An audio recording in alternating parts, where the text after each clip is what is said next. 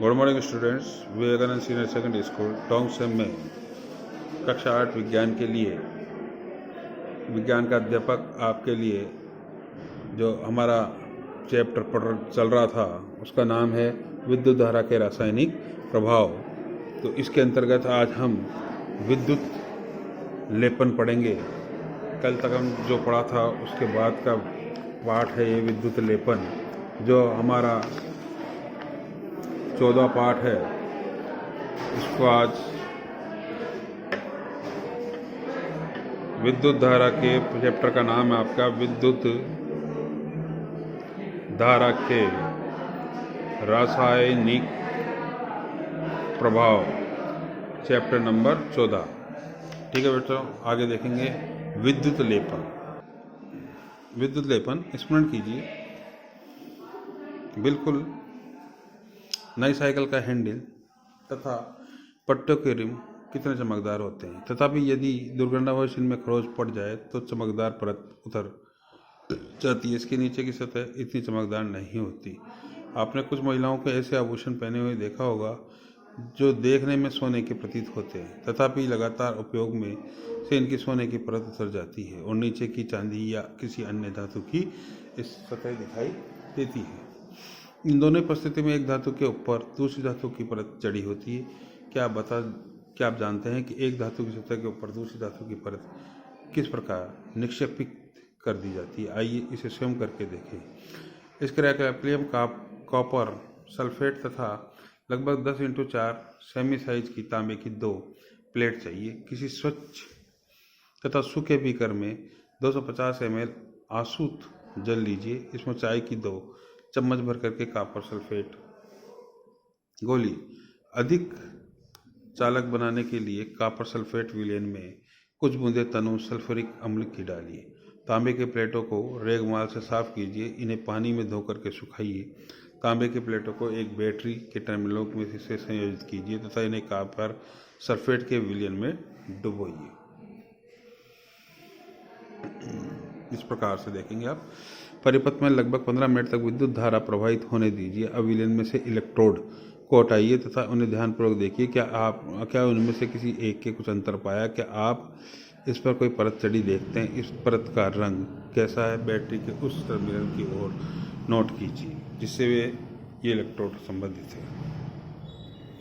जब copper sulphate विलयन में विद्युत धारा प्रभावित की जाती है तो कॉपर तथा सल्फेट में वियोजित हो जाता है और स्वतंत्र कॉपर तांबा बैटरी के ऋण टर्मिनल से संयोजित इलेक्ट्रोड की ओर आकर्षित होता है तथा उस पर निक्षेपित हो जाता है। लेकिन विलयन से कॉपर के श्रेय की पूर्ति कैसे होती है?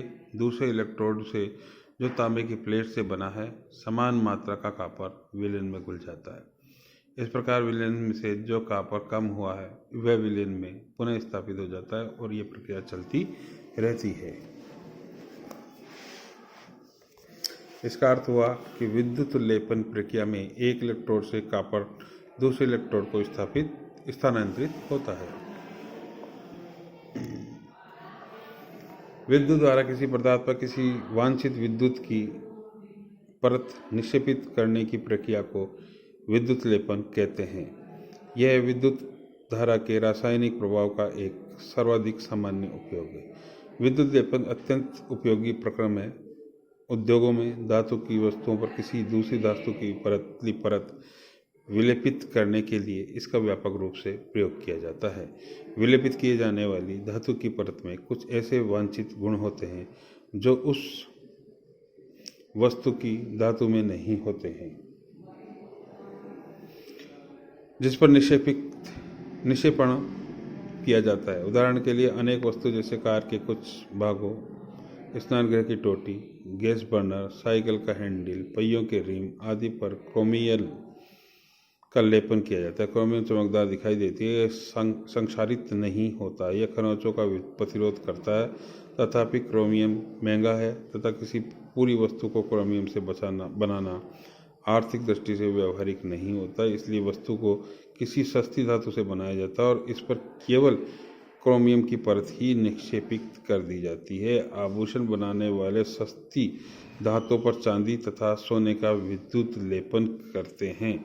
ये आभूषण देखने में चांदी या सोने के प्रतीत होते हैं, लेकिन वास्तव में अपेक्षाकृत बहुत सस्ते होते हैं। खाद्य पदार्थों के भंडारण के लिए उपयोग किए जाने वाले टीन के डिब्बों में लोहे की ऊपर टीन का विद्युत लेपन किया जाता है।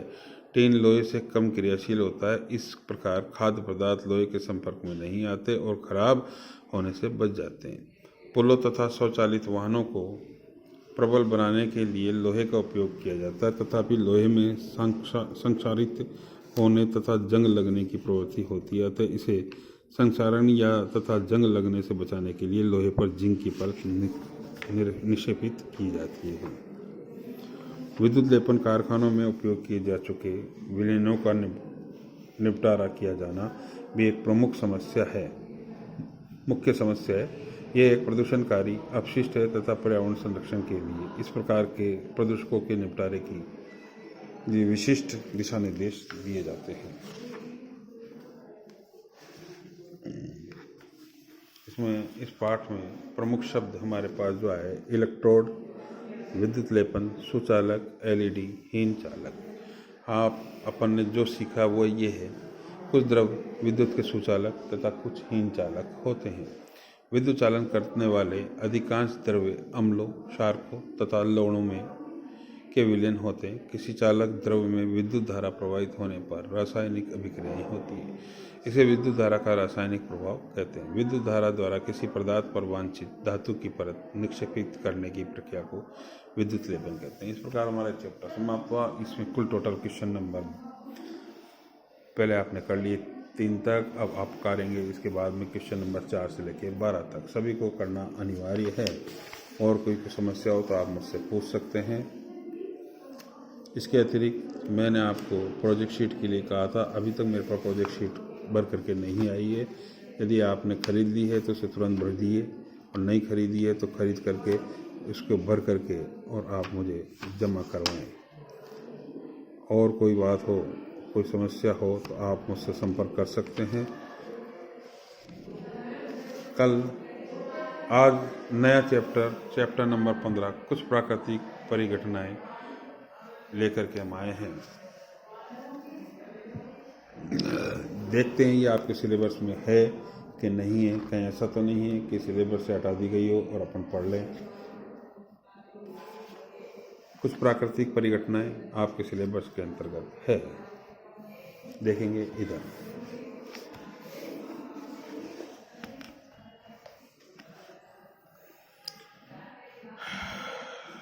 कक्षा 7 में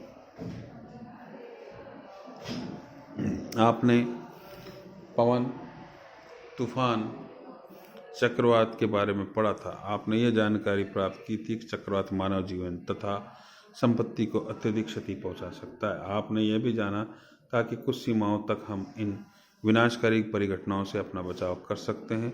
इस अध्याय में हम 2 अन्य विनाशकारी परिघटनाओं, तड़ित तथा भूकंप पर चर्चा करेंगे। हम इन परिघटनाओं द्वारा किए जाने वाले विनाशों को कम करने के उपायों के पर भी चर्चा करेंगे। तड़ित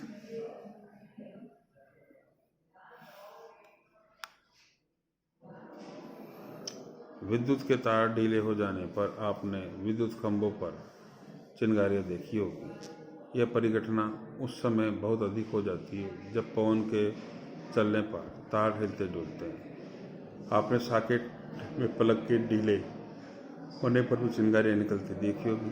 तड़ित भी एक विशाल स्तर का विद्युत चिंगारी है। प्राचीन काल में लोग इन चिंगारियों का कारण नहीं समझते थे, अतः तड़ित से डरते थे और सोचते थे कि उन पर भगवान के क्रोध के कारण यह हुआ। अब वास्तव में हम यह जानते हैं कि बादलों में आवेश को एकत्रित होने से तड़ित पैदा होता है। हमें तड़ित से डरना नहीं चाहिए, परंतु इन घातक चिंगारियों से अपने बचाव के लिए सावधानियां बरतनी चाहिए। चिंगारियां जिनके विषय में यूनानी जानते थे।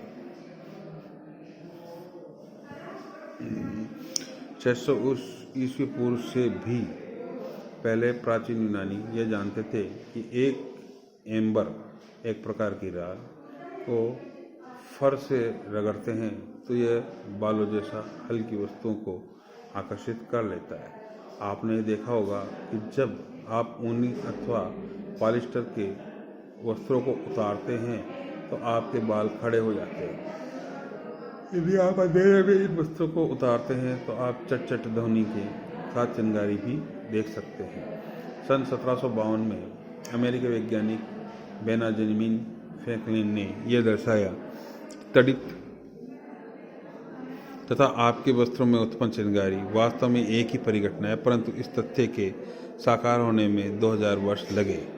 अब हम विद्युत आवेशों के कुछ गुणों का अध्ययन करेंगे। हम यह भी देखेंगे कि यह आकाश में तड़ित से किस प्रकार संबंधित है।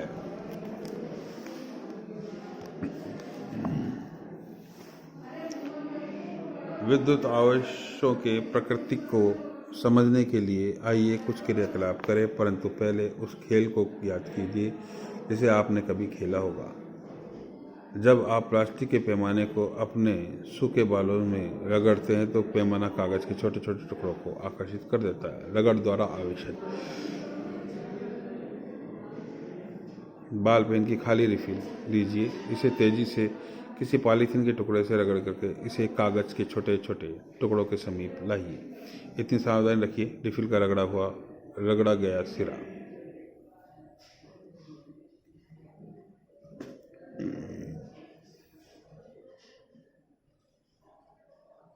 सारणी 15.1 में दिए गए वस्तुओं एकत्रित कीजिए। इनमें से प्रत्येक वस्तु को सारणी में दिए अनुसार पदार्थों के साथ रगड़ करके आवेशित कीजिए और इन नंबरों को नोट कीजिए। आपके हाथों अथवा किसी धातु को की वस्तु से न छुए अपने क्रियाकलाप को छोटी छोटी सूखी पत्तियों द्वारा भूसे तथा सरसों के दानों के साथ दोहराएं। जब प्लास्टिक की रिफिल को पॉलीथीन के साथ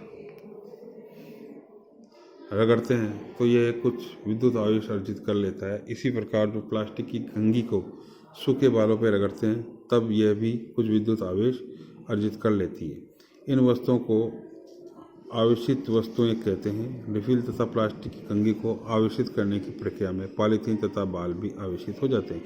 आइए अब आपकी जानकारी जानी पहचानी कुछ अन्य वस्तुओं को आवेशित करने का प्रयास करें।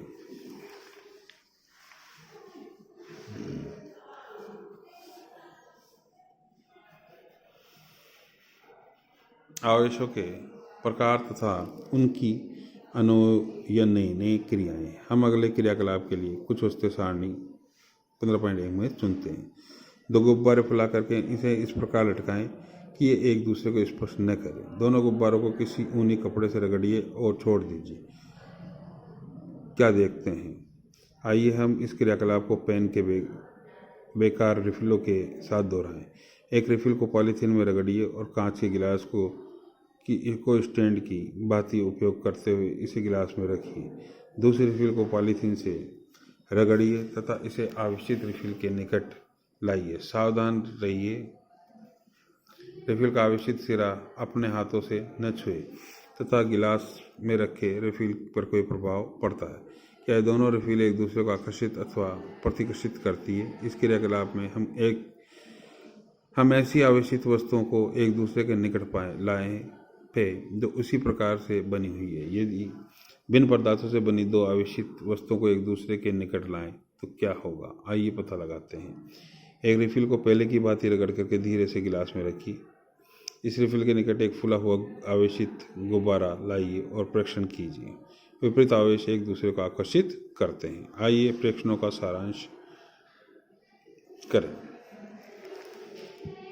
एक आवेशित गुब्बारे ने दूसरे आवेशित गुब्बारे को प्रतिकर्षित किया। एक आवेशित रिफिल ने दूसरे आवेशित रिफिल को प्रतिकर्षित किया, परंतु एक आवेशित गुब्बारे ने आवेशित रिफिल को आकर्षित किया। क्या यह इंगित करता है कि गुब्बारे पर आवेश रिफिल के आवेश के भिन्न प्रकार का है? क्या फिर हम ये कह सकते हैं कि आवेश दो प्रकार के होते हैं? क्या हम यह भी कह सकते हैं कि सजातीय एक ही प्रकार के आवेश एक दूसरे को प्रतिकर्षित करते हैं, जबकि विजातीय भिन्न प्रकार के आवेश एक दूसरे को आकर्षित करते हैं? मान्यता के अनुसार रेशम के रगड़ने पर कांच की छड़ द्वारा अर्जित आवेश को धनावेश कहते हैं।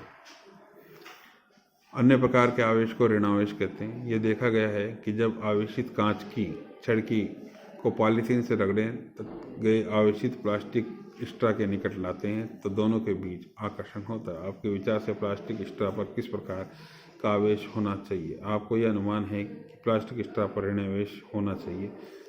रगड़ने पर उत्पन्न विद्युत आवेश स्थितिक होते हैं, वे स्वयं गति नहीं करते। जब आवेश गति करते हैं तो विद्युत धारा बनती है। आप कक्षा 6 में विद्युत धारा के विषय में अध्ययन कर रहे हैं। परिपथ में प्रवाहित होने वाली ये विद्युत धारा जिसके बल्ब चमकता है अथवा तार गर्म हो जाते हैं कुछ नहीं वरन आवेशों का प्रभाव है। बच्चों, कल हम पढ़ेंगे आवेशों का स्थानांतरण। आज हमने 14 पाठ कंप्लीट किया, विद्युत धारा के रासायनिक प्रभाव उसको कंप्लीट किया और नया चैप्टर आपके पास कुछ प्राकृतिक परिघटनाएं लेकर के आया हूँ जिसमें हमने थोड़ा सा पढ़ा है। आगे का पाठ हम कल पढ़ेंगे। मेरा आप लोगों से निवेदन है कि आप लोग अपना होमवर्क अतिशीघ्र कर लें और विद्यालय में आकर के चेक कराएं। यदि किसी और प्रोजेक्ट शीट लें, प्रोजेक्ट शीट भरें और उसे भी विद्यालय में आकर के चेक कराएं। यदि आपने प्रोजेक्ट शीट नहीं ली अभी तक तो तुरंत प्रभाव से ले लें।